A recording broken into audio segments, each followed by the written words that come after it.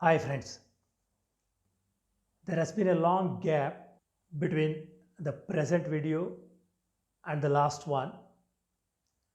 I am extremely sorry for not keeping up my commitments as I have committed in my first video. Henceforth, you will be getting regular inputs every now and then. This video is about the water retaining structures. How often we get it wrong while doing an estimation or a detailing of a water retaining structure like fire tank, domestic water tank, raw water tank, sewage treatment plant, or effluent treatment plant, etc. Though the basic structure needs to be executed by civil engineers, the capacity is provided by the MEP engineers in general. The capacity is always given in cubic meter or liters or kiloliter per day KLD or million liter per day MLD. Often during the preliminary design stage or the tender stage, only the capacity is being provided with or without a block diagram. From the capacity, the estimator or a draftsman need to decide the size of the retaining structure and other details accordingly. In the process, some of the items are often being missed out in the absence of detailed drawing are listed below. You can also refer the enclosed sketches for better understanding and clarity. Especially for sewage treatment plant or the effluent treatment plant, which is basically a specialized vendor driven work. A majority of the times, the civil works are excluded from their scope. They will just provide a schematic flowchart and capacity as required by their system. Following are the items often missed out, make a huge impact if the volume of water retaining structure is large. The first item is being freeboard. As we all aware, the gap between the bottom of the slab to the maximum water level is called freeboard. In the absence of detailed drawing, people tend to miss this height of the freeboard in their calculation of concrete and related works for the wall. Haunching concrete.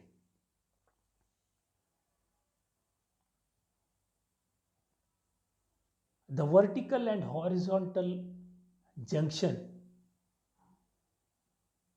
between the wall and the bottom slab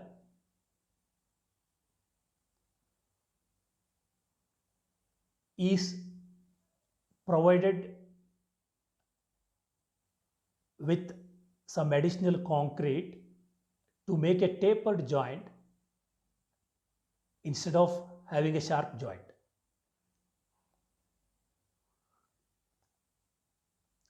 This item is also a common item missed out while doing the estimation. Third one is water stopper.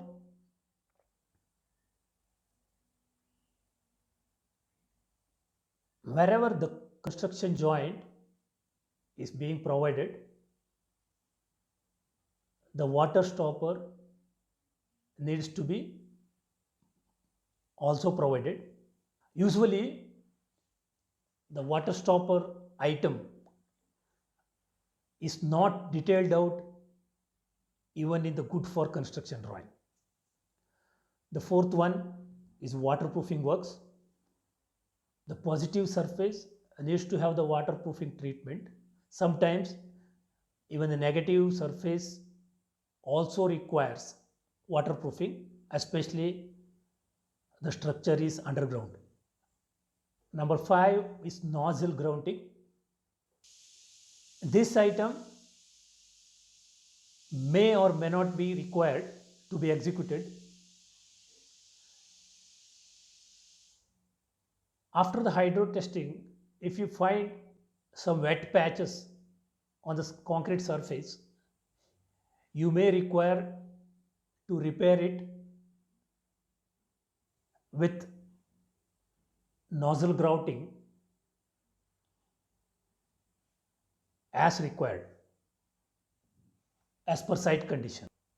So some allowance has to be kept for this work irrespective of whether it is required or may not be required. Number 6, puddle flanges. These are the pipe inserts required to be kept while executing the concrete works for inlet pipe, outlet pipes, cleanouts, overflow pipe, etc. Usually, the puddle flanges are the items included in the plumbing works scope. Since this item needs to be executed along with the concrete, it is better if you include it as part of the civil work scope. Most often, people miss out the cleaning outlet, vent pipe, and the overflow pipe. Number 7, other commonly missed out items are rungs or ladder, vent pipe, manhole cover. Number 8, hydro testing. If the volume of the water retaining structure is huge, then the water required for hydro testing is also very large quantity and the cost will be a substantial one.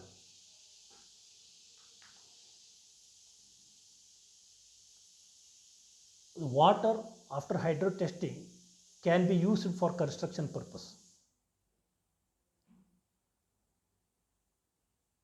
If the water after hydro testing can be used for construction purpose, the cost impact will be very minimum. Sometimes the entire quantity may not be used for construction purpose. It also depends at what stage of the project the water retaining structure is being built and hydro test is being carried out. Either at the initial stage of the project or at the end stage of the project, the water usage for construction purpose may be very minimum. Accordingly, the water cost to be worked out and added in the total estimation. Hope it will help you.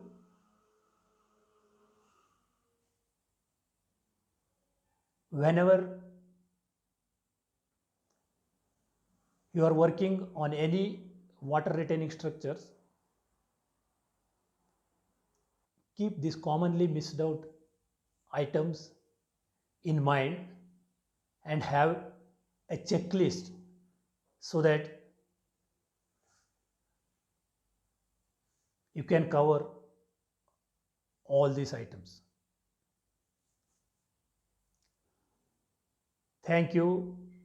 See you soon.